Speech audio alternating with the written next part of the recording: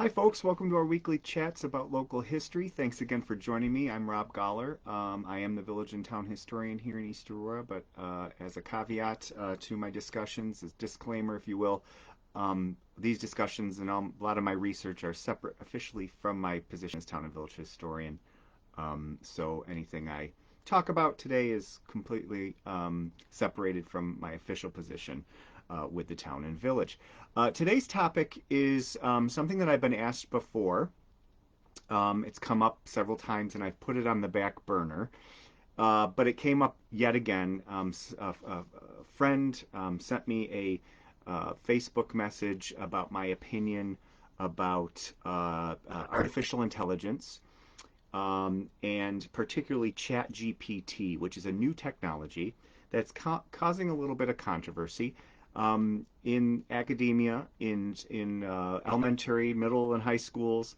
And a person actually sent me they had put a question in about local history into ChatGPT and wanted me to tell them what was wrong, as sort of a study in the problems with this new technology.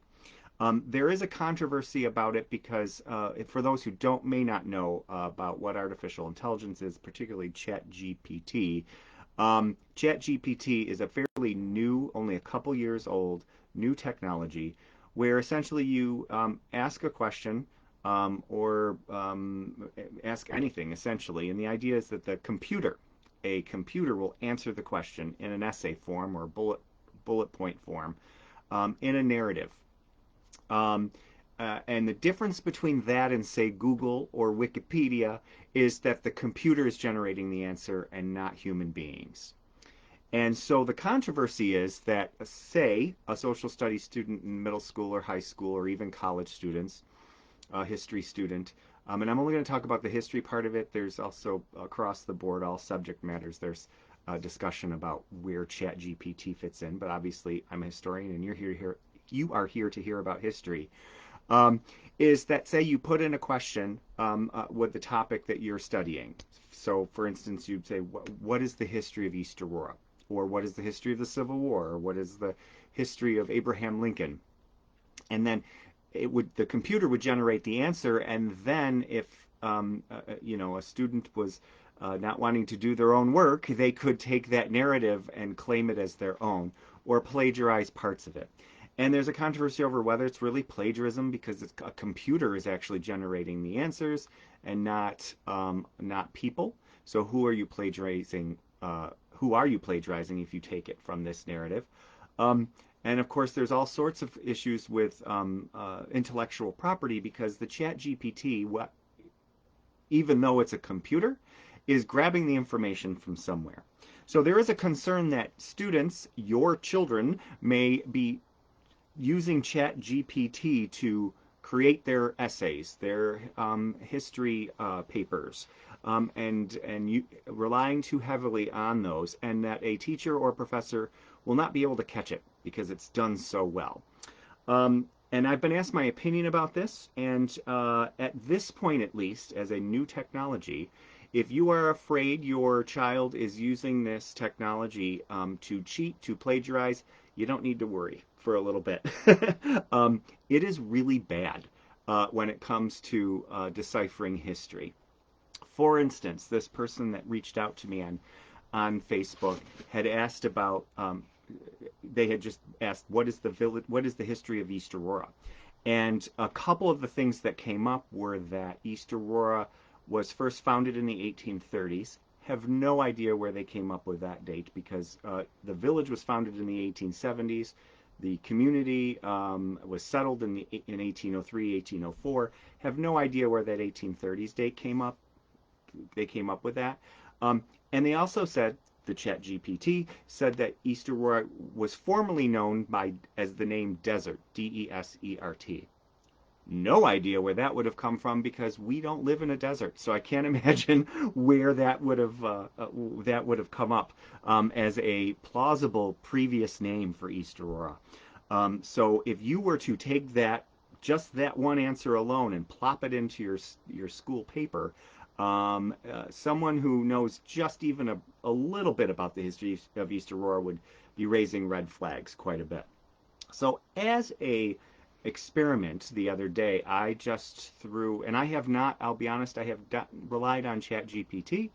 Um, I threw in a bunch of questions. What is the history of East Aurora? What is the history of the town of Aurora?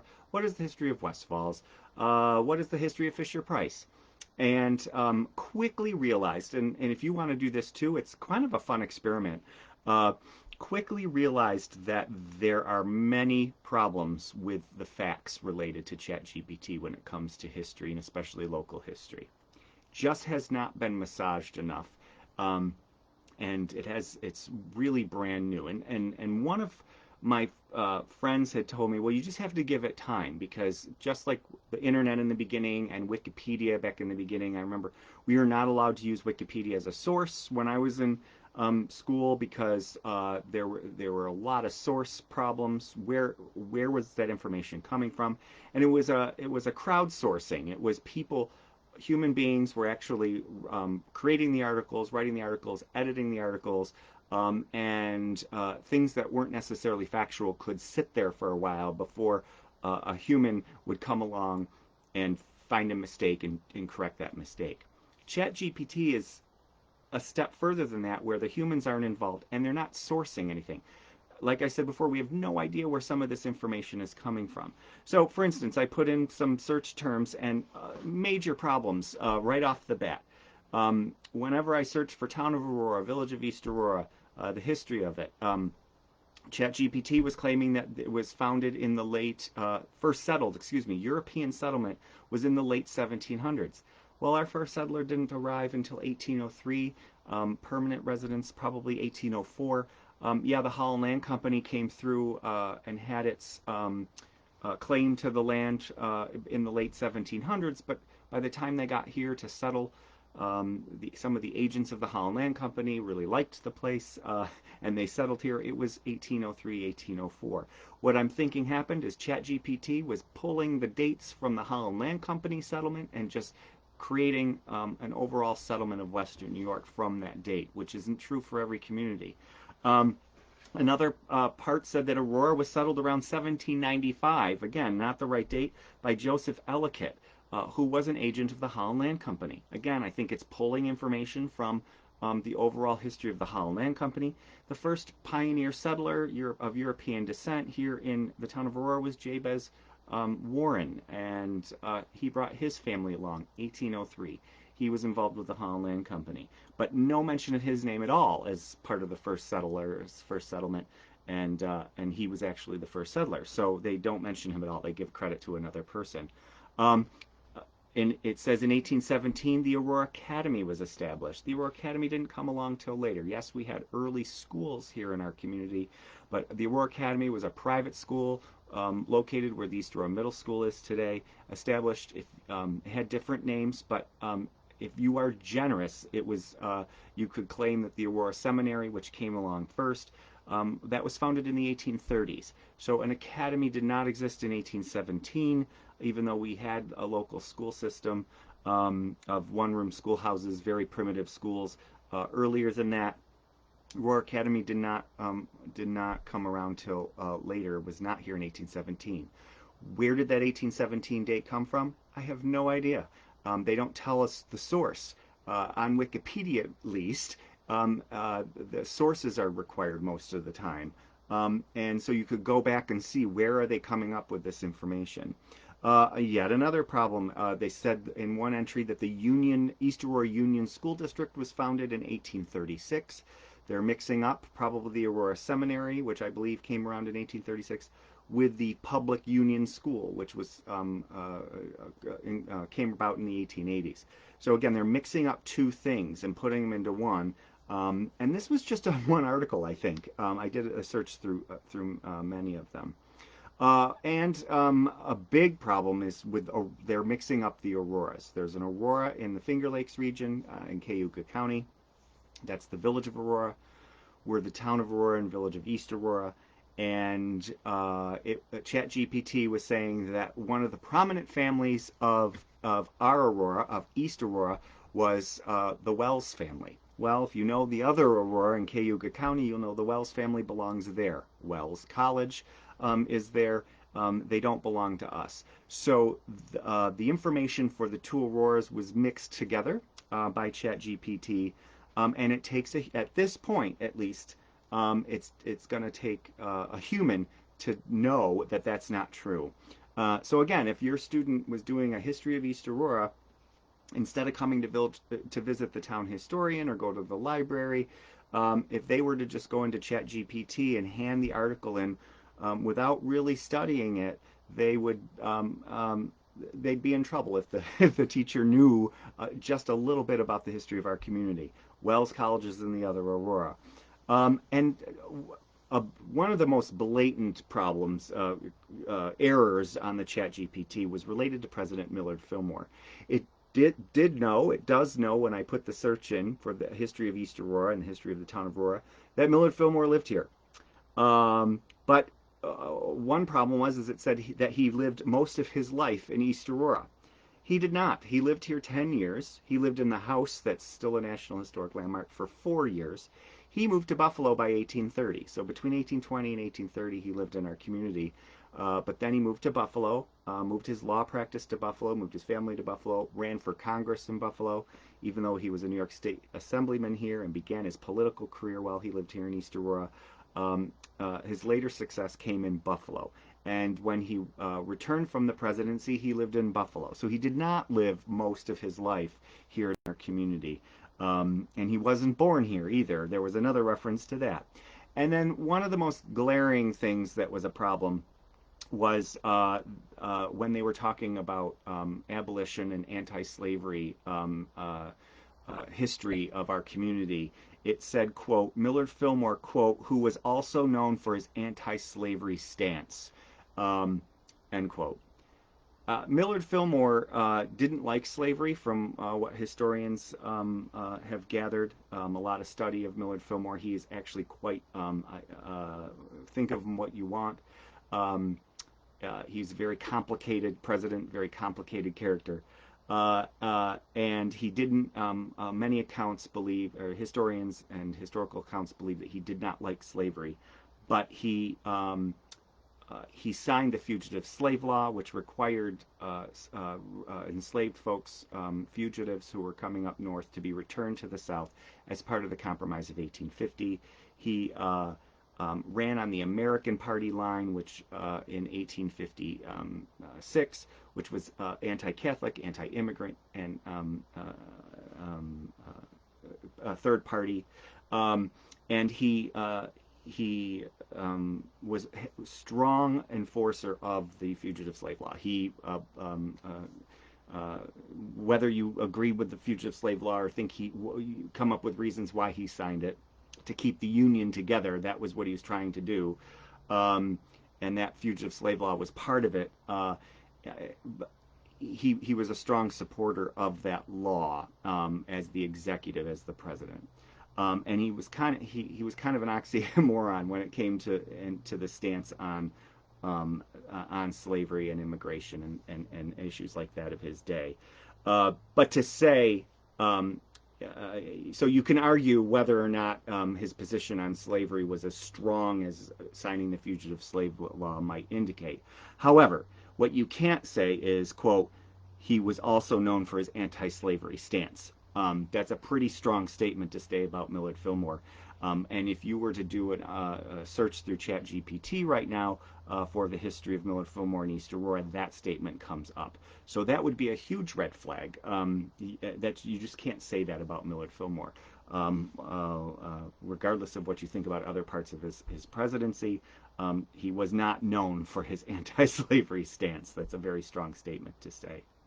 So even if a lot of the information were true, and there's a lot of information on ChatGPT that is true when you put in information about the history of East Aurora or any community, it's what it's leaving out or what it's including. There's the editing part of it is interesting. So it's including things about the history of a location that might not ordinarily rise to the level to be included. For instance, there was in the East Aurora entry, when I asked about the history of East Aurora, It mentioned a particular mill on the creek, and it said that this one mill was a significant economic driver of the development of East Aurora. And I thought, well, no, lots of mills were not that particular one mill. So if you were reading this, you would think that that mill was like all the eggs were in that one basket. And this one mill that one man founded and built on Casanova Creek was the economic driver of East Aurora. When in fact, it was a lot of mills. Um, so it chose that one mill and to talk about that one mill. And also, there's a very heavy emphasis when you put in inquiries about local history on ChatGPT. There's a very strong emphasis on the abolition movement in East Aurora. Yes, we did have an abolition movement, but if you were to read, I mean, there was a sixth of the article about the history of East Aurora was about that, and I think it's a little heavy on that. And I believe that might be because a lot has been written about the abolitionist movement in East Aurora. And so that might be pulling from the internet. ChatGPT might be pulling from the internet information that is sort of weighed more heavily on abolition in East Aurora. But then also there's nothing when you ask about the history of our community about Fisher Price, which was a huge economic driver in our community and our history, a very important part of our history. And actually, as an example, there was no mention of Fisher Price in the history on ChatGPT. The Roycroft, yes, but not Fisher Price. So I found that interesting. It's what ChatGPT decides the computer decides to include might not be representative of what the actual history of the community is.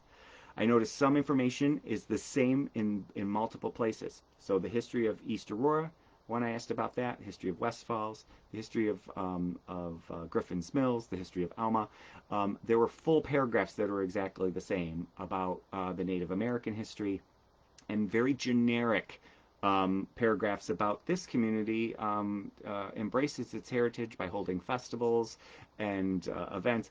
And the paragraph you could tell was just a generic paragraph that you could put in for any community. It was not specific to East Aurora.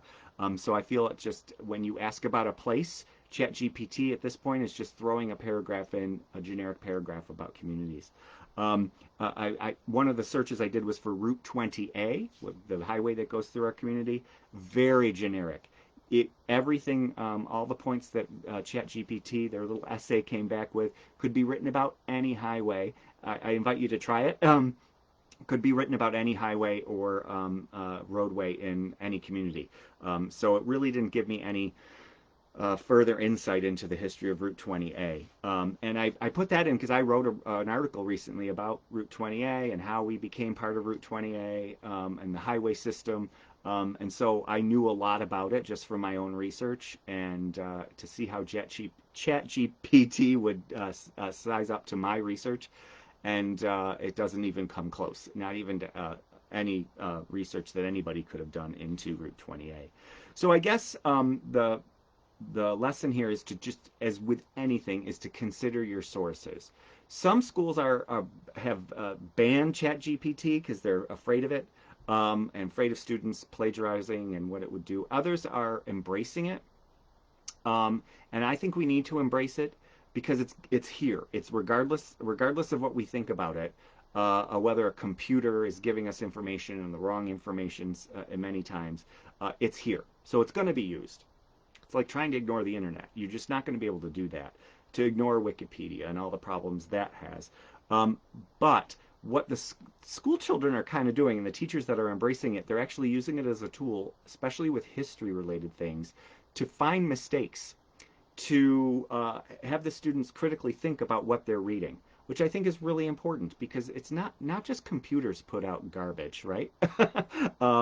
Especially about history. False information on the internet is produced by humans too. So the computer isn't the only thing, ChatGPT isn't the only thing producing false information. So there's a lot of things out there on the internet where people are making claims that aren't true about history, just even getting dates wrong, using their memory when in fact we probably all should be not using our memory so much and actually going and getting first primary sources, first account sources.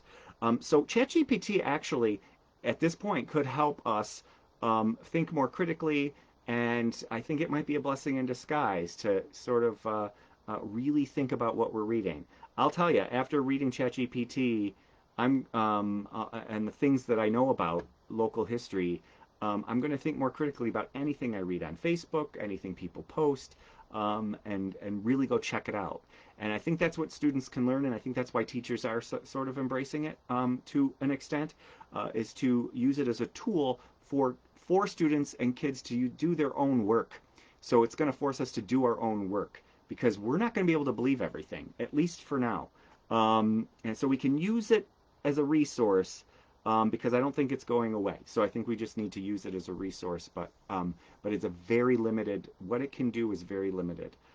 It can do some things. It could help you reword a letter. It could help you do finesse something that you're writing or researching. But when it comes to historical facts, it's got a long way to go. And there's actually I found one article that talked about that. They researched the impact of this exact question that we're talking about today, the impact of ChatGPT on historical research. And they said it's going to take a very long time for this to catch up. And I know people are out there, they even hire people to read things and correct the record and finesse it. But from my experience just now, especially on the local level, there's not that many people. There are a lot of people reading about the Civil War and making corrections maybe to ChatGPT, the system in regards to big picture things like the Civil War, presidencies, things like that. But when it comes to local history, I think there's a lot of room for error, and there are not a lot of people in each little town looking at it. So I think we have a long way to go. So we just need to be very careful with ChatGPT. Use it as a source to make ourselves better, make our research better, but certainly don't use it as a source for historical information. There are just way too many mistakes. There was more disinformation in it than accurate information in a couple entries that I looked into. So beware about ChatGPT when it comes to local history. Thanks again for that great question. That's been on the back burner for a while. People have been asking me about this for months, so I'm glad I get to talk about it. Again, thank you for joining me. If you have any questions, comments, put them in the comments or send me a private message. And I always look forward to hearing from you and your comments and your feedback. We'll see you next week. The eclipse is coming, so next week we're going to talk about the eclipse, the history of the eclipse here in our community. There's a lot to talk about with it. And I'll save it all for next week. But there's a lot of historical information related to eclipses in East Aurora, and I've studied it quite a bit, so I'm excited to talk about it. So again, thanks for joining me, and thank you for keeping history alive, and we'll see you next week.